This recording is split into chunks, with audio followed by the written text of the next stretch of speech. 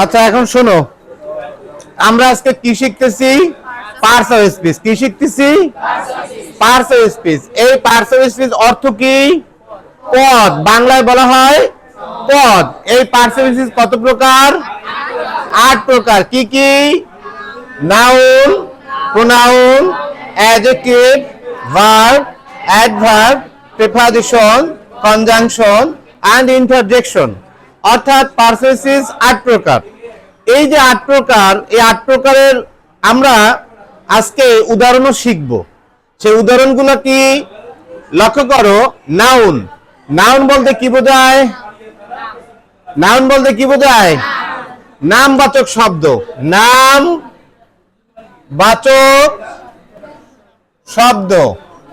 আচ্ছা, নামবাচক শব্দ যেমন বাংলাদেশ। যেমন কি? বাংলাদেশ। এই যেমন বাংলাদেশ। আচ্ছা, নামবাচক শব্দ কোন কিছুর নামকে নাউন বলে। সোজা কথা, নামবাচক শব্দগুলি হলো নাউন।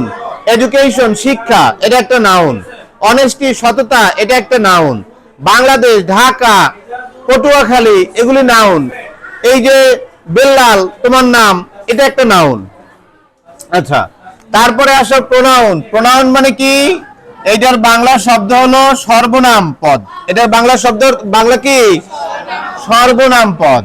এই সর্বনাম পদ কি? অর্থাৎ এইটা নাউন বা